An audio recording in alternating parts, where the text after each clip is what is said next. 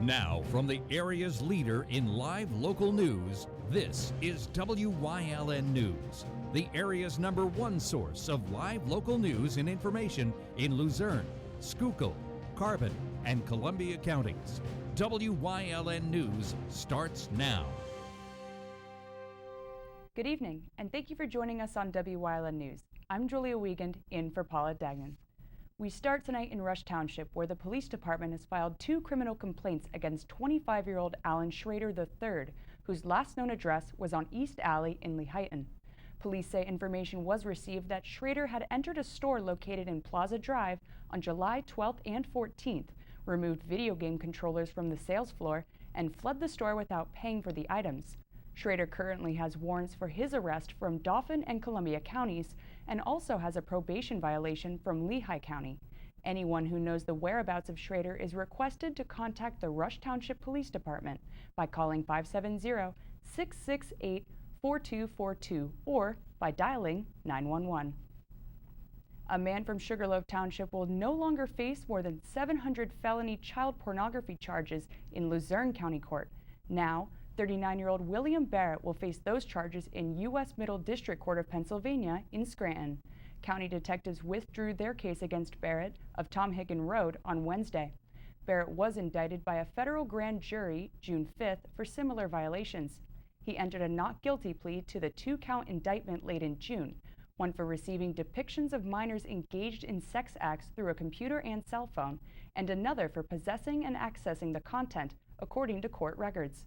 Luzerne County detectives and Sugarloaf Township police arrested him March 5th after searching his home and eventually charged him with 728 counts of child pornography, among other charges. Police said he possessed thousands of images involving toddlers and infants being raped or involved in sex acts. 4 men were arrested Thursday evening and all are now facing drug charges. 23-year-old Starlin Santos, 21-year-old Edinson Santos, and 21-year-old Jeffrey Rodriguez, all of Hazleton, and 28-year-old Ariel Montesantos of Drums were taken into custody by PSP's Drug Law Enforcement Division, Northeast Strike Force.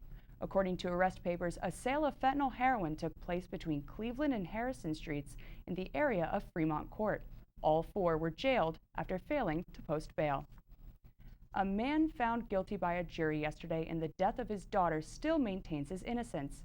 Anthony Godino was found guilty of 3rd-degree homicide in connection with the death of his 5-month-old daughter. It was back in 2016 he brought the unresponsive child to the hospital, and hospital staff told police the 27-year-old was intoxicated. He said he found the child not breathing, strapped into a baby swing. Investigators say the child had a skull fracture and died a short time after arrival. Godino could face 20 to 40 years in jail when he is sentenced in October. A Hazleton man faces a felony for possession with intent to deliver and multiple misdemeanors after Pennsylvania State Police conducted a Friday night traffic stop. Jose E. Contes of 694 Sybert Street was a rear passenger in a black Subaru when troopers said they found a bag of heroin near him. After admitting to having more heroin hidden near his genital area, troopers said they searched him at the Hazleton Barracks and found a total of 761 packets and over 100 miscellaneous pills. Contes told police he planned to sell the heroin, which he believed may have contained fentanyl, for $75 to $80 per brick, making $10 profit per brick. Contes was then taken to jail Saturday after failing to post $20,000 bail.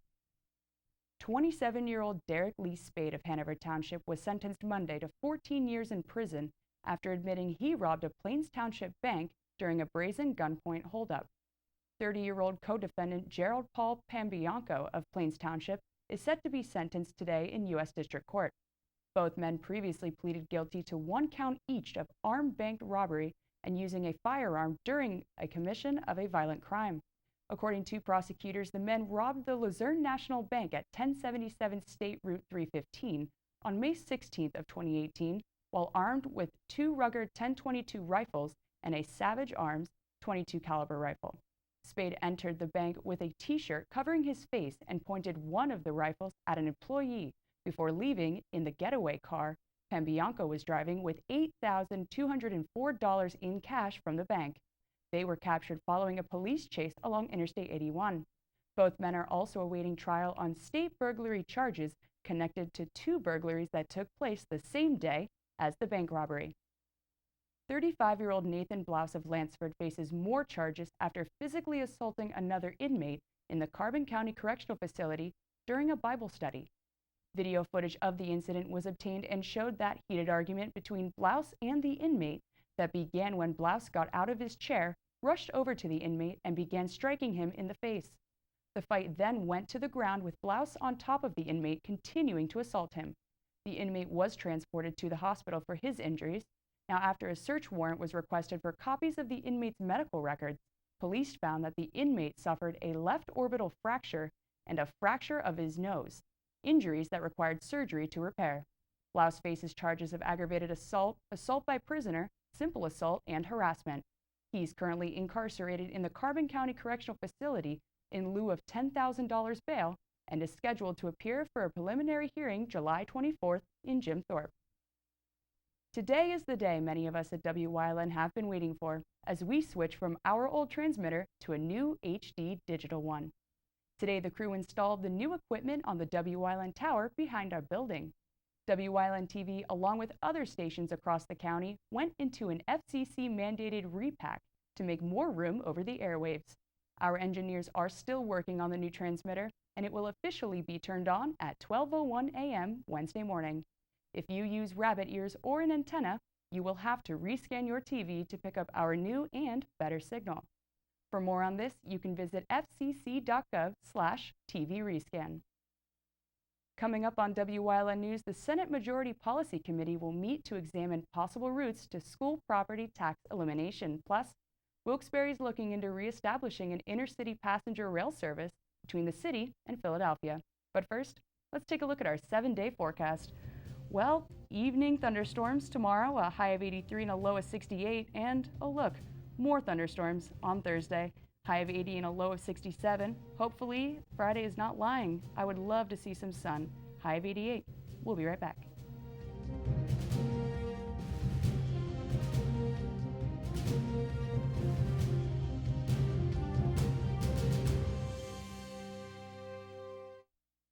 Do you have a bridal shower, baby shower, birthday party, rehearsal dinner, or other important event coming up? Call us at Booty's Place to book our elegant private upstairs dining room. It offers a seating capacity of up to 50 people, a private bar, and elevator for easy access, or you can book the entire upstairs for an even larger event. Whether you wish to have your event at Booty's Place or want to have it catered, contact us about our delicious options. 570-455-5551. Let us help make your special day a big success. Booty's Place, definitely the best.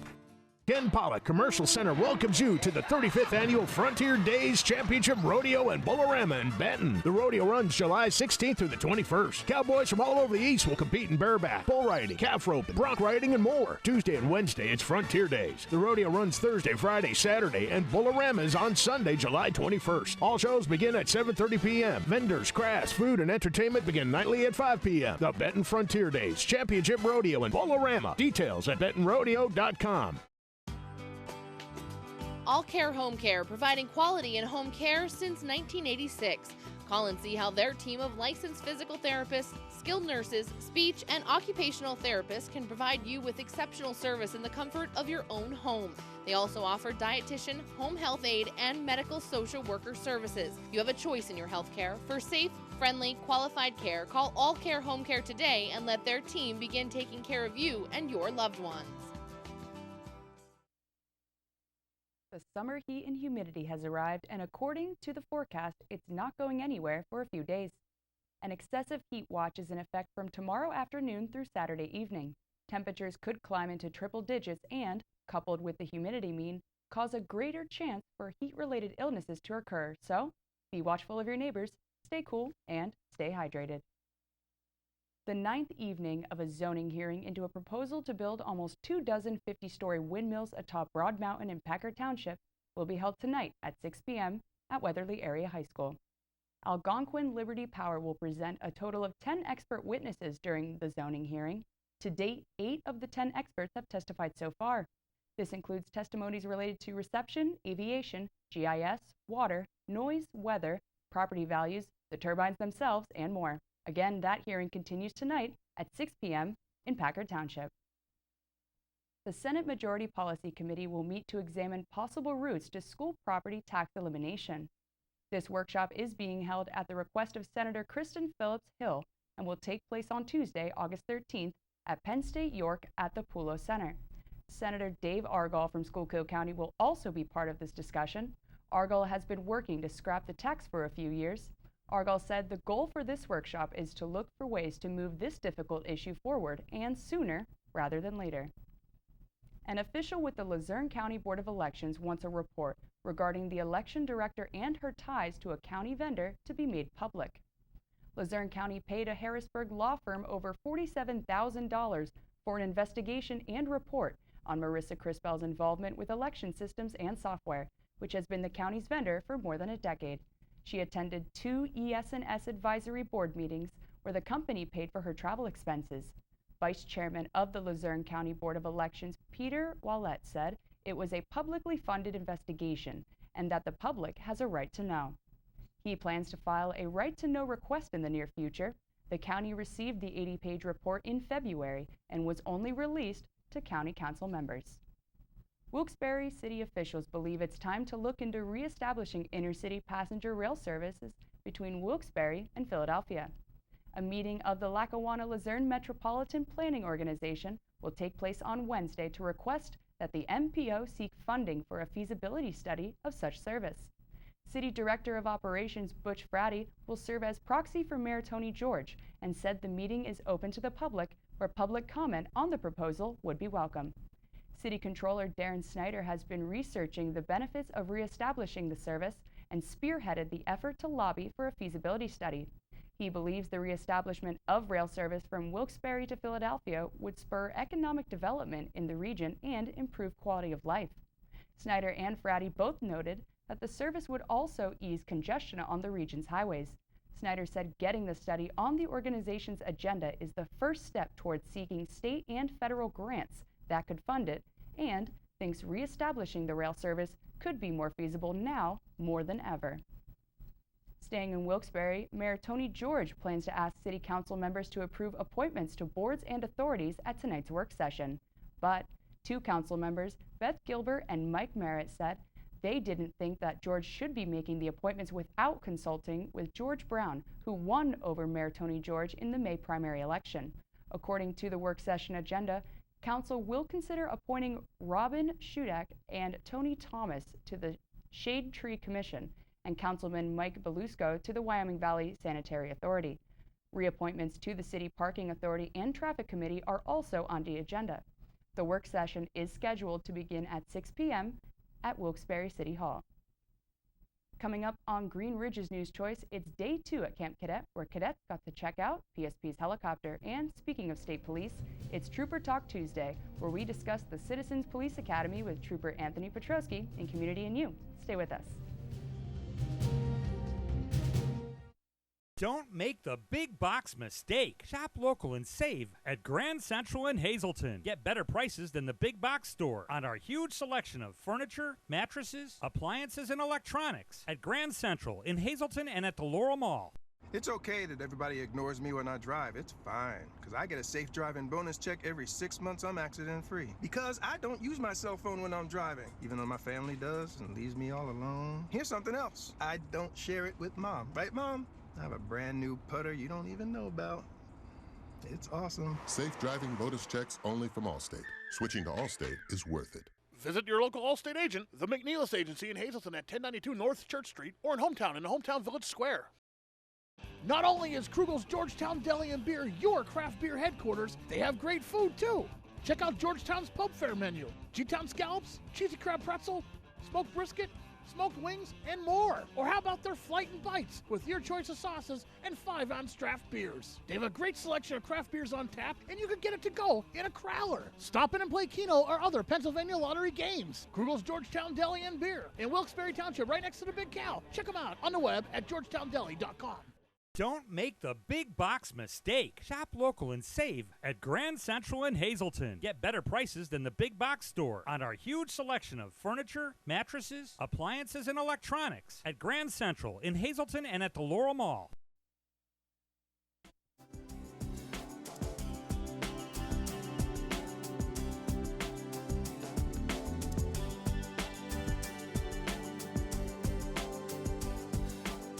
Welcome to Trooper Talk Tuesday here on WYLN, everyone. I'm Gary Perna. I'm with Trooper Anthony Prochowski from Pennsylvania State Police, and we're talking about the Citizen Police Academy. It will be making a return this October, and we just have time for you to get signed up for this great event. So first of all, Trooper Prochowski, let's talk about the Academy. What is it, and who can take part in it? Well, I know people are thinking Pennsylvania State Police Citizens Police Academy. I'm not going to go to that. I'm going to have to run.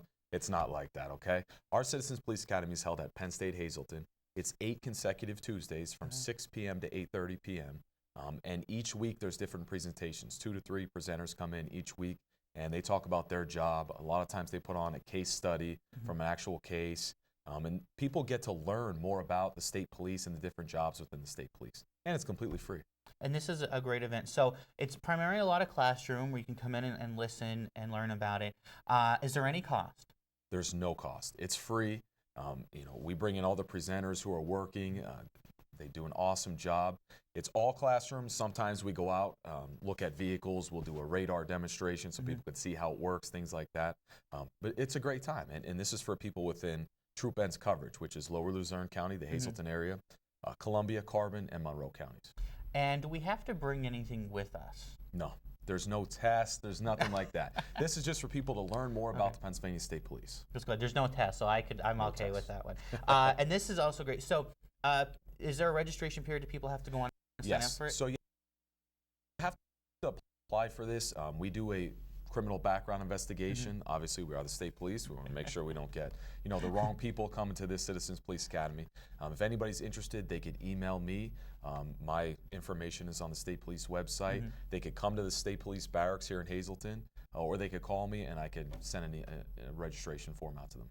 And this is, how many years has this been going on now? This will be the 3rd year that we've done it, yes. It's been around. It's a department-wide program. It's been around for a while. 3 years ago, we brought it back to Troop N, and it's been a success, and we want to keep growing.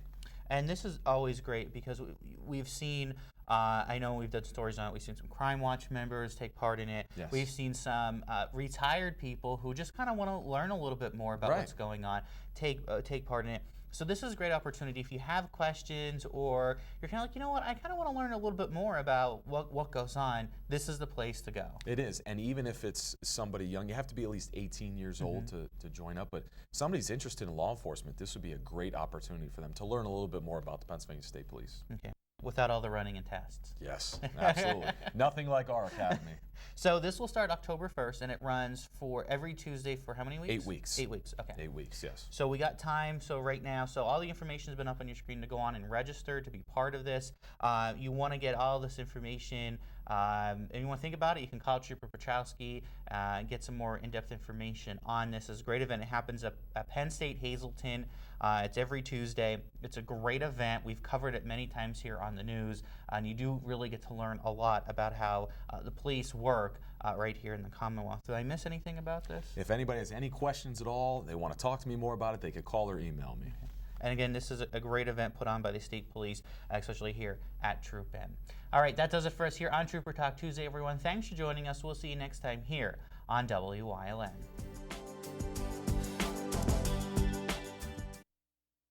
Tri-County has been keeping your office up to speed since 1969. Everything your office needs: office supplies, personal and custom business forms, business cards, office furniture, new and used office equipment, copy, print, and scan solutions with wide format capabilities. Leasing is also available, free off-street parking, and free local delivery. Tri-County Business Machines, 117 East Broad Street in Hazleton, 570-459-0754. Family owned and operated since 1969. Pocono Raceway is summertime, where the kids are free, where fans become friends, where good times roll, and the racing is always a little tricky. Bring your friends, bring your family, just bring it, Pocono style. New this year, the Great Pocono Raceway Air Show. Do you like craft beer? Do you want to learn the right way to sample wine? How about visiting a restaurant that has a unique flavor? These are just some of the things we'll be featuring on our show. Wine, Hops, and Road Stops. Jeff Bonomo and his co-host, Alan Giannetti, welcome you into the world of craft beer, great wine, and good food. Wine, hops, and road stops.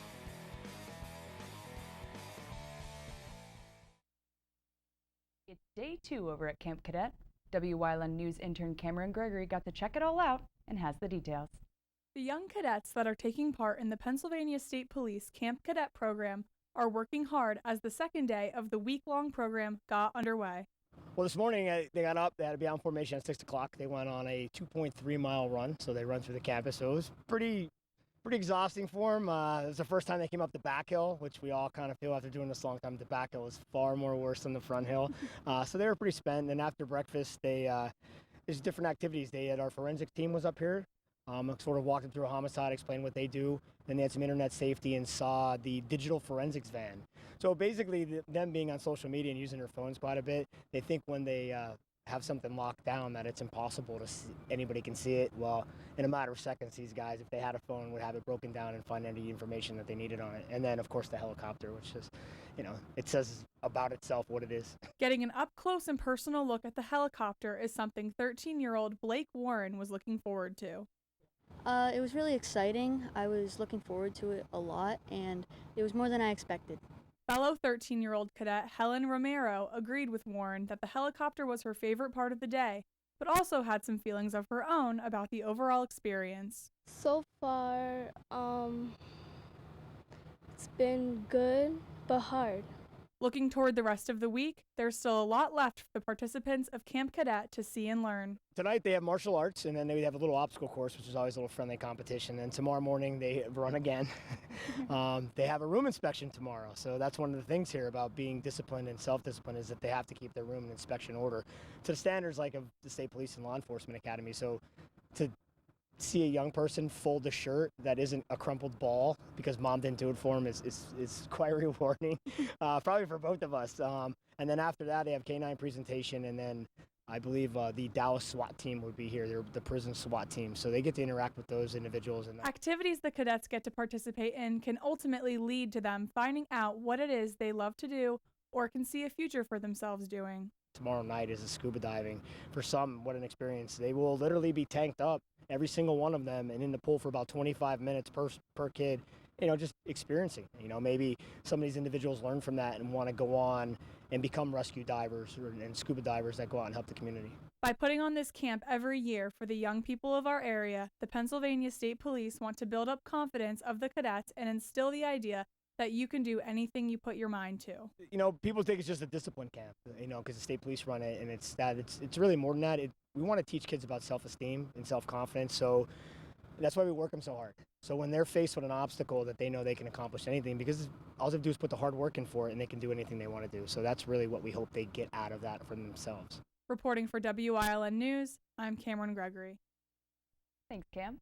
Tonight, Wyln News has your chance to win 4 tickets to the Pocono Gander RV 400.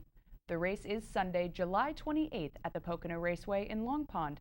To win these tickets to the Tricky Triangle, all you have to do is call us right now at 570-459-1869, extension 1172, and leave your name, phone number, and the town you live in.